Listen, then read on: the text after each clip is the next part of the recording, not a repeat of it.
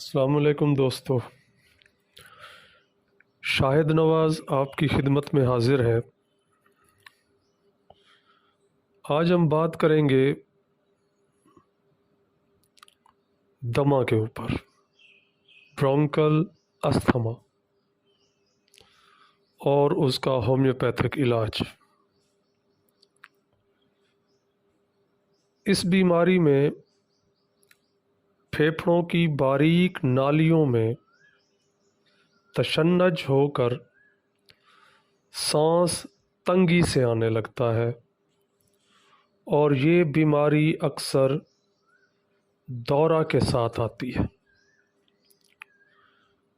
Doctor Kent کی رائے ہے کہ دمہ سوزاک کے دبے ہوئے زہر سائکوسس کی ایک شاخ ہے، لہذا دمہ کے مکمل علاج کے لیے اینٹی سائیکوٹک ادویات کا استعمال انتہائی ضروری ہے۔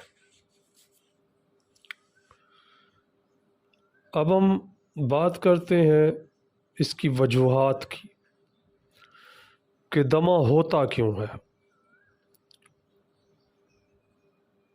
نمبر 1، کسی چیز کی الرجی کے باعث۔ نمبر 2، بلغمی جھلی کے ورم کے باعث۔ نمبر 3، ہوا کی نالی کے عضلات میں سکڑاؤ کے باعث۔ نمبر 4، کسی دوا خاص طور پر پینسلین، ایسپرین وغیرہ سے حساس ہونے کے باعث۔ نمبر 5، یہ بیماری موروثی بھی ہو سکتی ہے۔ نمبر 6، بیکٹیریل یا وائرل انفیکشن کے باعث۔ نمبر 7، جلدی امراض کے دب جانے کے باعث دمہ کی شکایت ہو جاتی ہے۔ اور نمبر 8، سوزاک کے دب جانے کے باعث۔ اب ہم دیکھتے ہیں کہ اس کی علامات کیا ہیں۔ اس میں پہلی ہے، اس بیماری میں عام طور پر آدھی رات کے بعد دورہ ہوا کرتا ہے یا پھر صبح صبح ہوتا ہے۔ نمبر 2، بے چینی اور ڈپریشن ہوتا ہے۔ سانس لینے میں دقت ہوتی ہے۔ پیٹ میں گیس جمع ہو جاتی ہے۔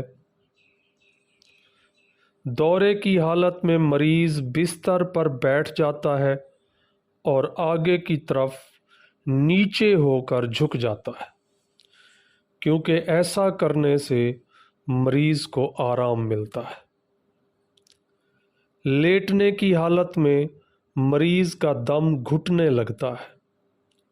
کھانسی آتی ہے لیکن بلغم بہت کم خارج ہوتی ہے۔ سینے میں بلغم بھرا ہوا ہوتا ہے جو آواز پیدا کرتا ہے۔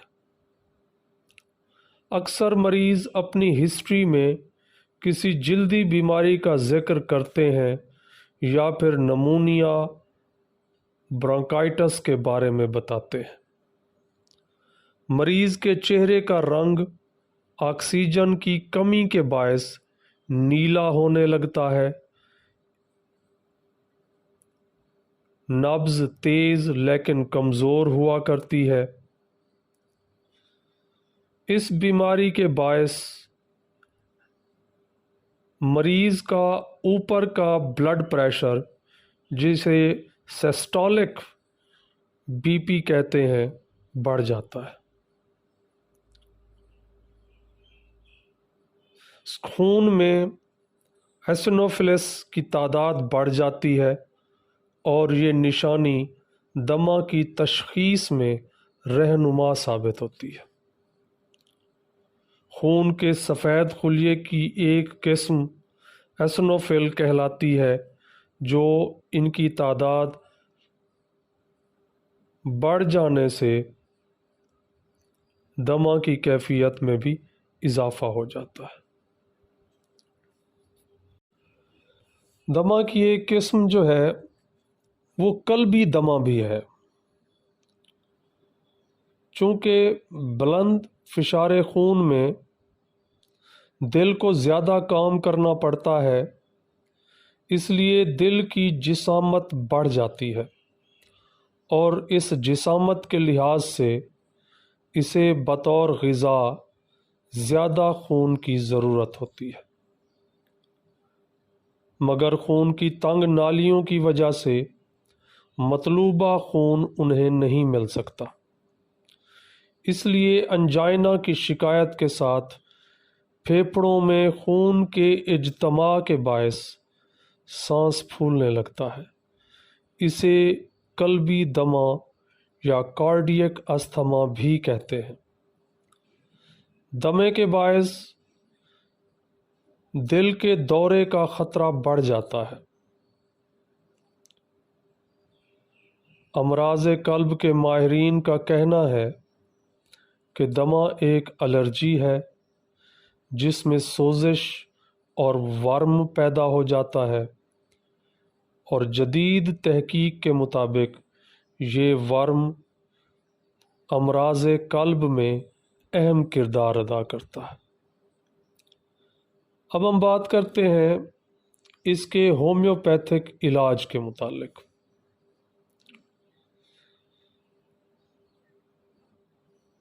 پہلی دوائی ہے ایپیکاک 30۔ بچوں کے دمہ کے لیے یہ مفید دوا ہے، خصوصاً تشنجی دمہ کی، جبکہ سینہ پر بہت زیادہ بوجھ اور تشویش ہو، یکایک دورے کی کیفیت طاری ہو جائے، دم گھٹنے لگے اور حرکت سے تکلیف میں زیادتی ہوتی ہو، تو ایپیکاک بہت بہترین دوائی ہے۔ دوسری دوائی ہے اینٹیمونیم ٹارٹ 30۔ یہ دوا بھی دمہ کے لیے بہت شہرت رکھتی ہے۔ اس کی خاص علامات میں سینے میں بلغم کی کھڑکھڑاہٹ پائی جاتی ہے، جس کے ساتھ دمہ کی کیفیت موجود ہوتی ہے۔ یہ دوا بچوں اور بوڑھے افراد کے لیے دمہ کے لیے مفید دوا ہے۔ تیسری دوائی ہے ایلومن 30 یا 200۔ چھاتی میں انتہائی کمزوری، بوڑھے افراد کا دمہ، صبح کے اوقات میں بھرپور مقدار میں رسی دار بلغم کا اخراج، جس کے ساتھ خون بھی نکلتا ہو، مریض کو دائیں جانب لیٹنے سے دھڑکن کی شکایت ہو، مریض ضدی قسم کی قبض کا شکار ہو، اور کئی روز تک اجابت کی خواہش ہی نہ ہوتی ہو، اگر یہ ساری کیفیات دمہ کے ساتھ ہوں تو یہ اکسیر دوا ہے۔ پاخانے میں عموماً سنگ مرمر کی طرح کے ڈیلے خارج ہوتے ہیں۔ شدید چکر جس کے ساتھ دماغ پر ہلکا سا فالج محسوس ہو، اور مریض کو معمولی اشیاء کے نگلنے میں بھی تکلیف ہوتی ہو، تو ایلومن کو ضرور دیکھیے۔ چوتھی دوائی ہے بلاٹا اورینٹلس 200۔ یہ دوا بھی اس مرض کے لیے بہت مشہوری رکھتی ہے، خواہ مرض نیا ہو یا پرانا، یہ دونوں صورتوں میں مفید عمل کرتی ہے۔ بچوں کے دمہ میں اس دوا کی ایک خوراک دے کر پہلے بیان کی گئی ادویات میں سے علامات کے مطابق کوئی ایک دوا استعمال کریں۔ امید ہے دمہ آپ کو کلیئر ہو گیا ہوگا۔ دعا ہے کہ مالک آپ کو صحت والی لمبی زندگی عطا فرمائے۔